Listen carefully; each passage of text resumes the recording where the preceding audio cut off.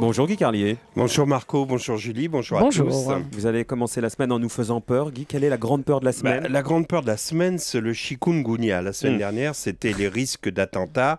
Et aujourd'hui, un moustique a remplacé le terrorisme. À chaque fois, ces grandes peurs collectives surmédiatisées ont le même but. Il s'agit de créer une diversion. La semaine dernière, la peur du terrorisme, c'était juste pour dissuader les gens d'aller manifester. Cette semaine, le chikungunya, c'est pour faire oublier les mauvais chiffres du chômage. Et ça marche. Tout le week-end, les présentateurs des journaux télévisés nous ont parlé avec des trémolos dans la voix des 2 cas autochtones de chikungunya déclarés dans le Var, tandis qu'ils faisaient preuve d'une très grande discrétion sur les chiffres du chômage repartis à la hausse, alors qu'il y a un mois à peine, Christine Lagarde saluait, je cite, l'évolution favorable du marché du travail qui prouve l'efficacité de la politique de la lutte contre le chômage menée par le gouvernement. Autant vous dire que pour faire oublier ça, il fallait une grande peur. Mais bon, le gouvernement avait utilisé le terrorisme la semaine dernière, il lui restait le chikungunya.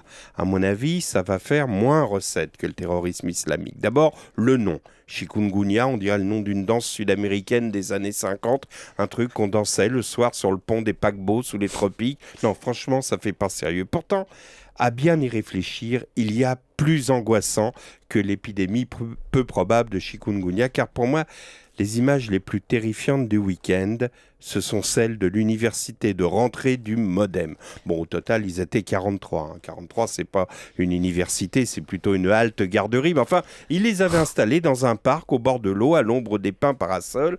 Et François Bayrou en a profité pour annoncer la création de son shadow cabinet. Le shadow cabinet, ce n'était pas les toilettes à l'ombre des pins parasols. Non, c'est un contre-gouvernement virtuel. Comme dans un gouvernement réel, ces vrais faux ministres se verront attribuer chacun un secteur. Et vous allez voir qu'il n'a nommé que des pointures.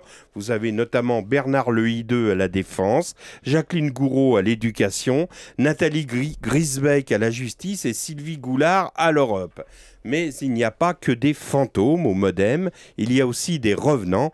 On a remarqué à cette université du Modem la présence de Jean-François Mattei.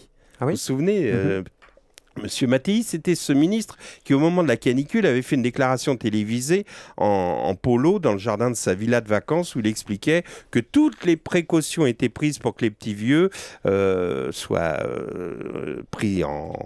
soignés, pris en charge pendant la canicule. Il était dans le jardin de sa villa de vacances, et tandis que derrière, c'est tout juste si on ne voyait pas la fumée du barbecue, on n'entendait pas sa femme qui disait « Viens manger Jean-François, les merguez vont refroidir ». Juste une chose, Monsieur Bayrou, un jour, pendant la campagne électorale de 2002, vous avez balancé une gifle à un petit garçon qui vous faisait les poches à Strasbourg. On a appris depuis que ce gamin, qui a aujourd'hui 17 ans, est devenu un délinquant sévère, condamné notamment pour une double agression sexuelle. Moi, j'aurais aimé qu'à la lumière de cette histoire, vous nous donniez des solutions pour que les mômes des quartiers défavorisés qui font les poches d'un adulte à 10 ans ne deviennent pas des gros délinquants.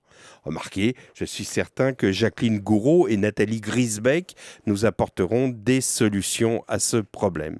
Sérieusement, il y a d'autres choses qui font peur, comme l'histoire de cette dame décédée qui souhaitait être incinérée.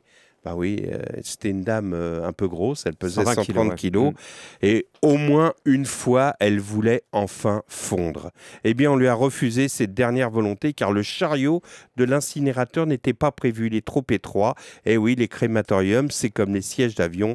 Aujourd'hui, ils sont formatés. J'espère que le fantôme de cette dame viendra hanter longtemps les crématoriums des pompes funèbres et du Mont Valérien.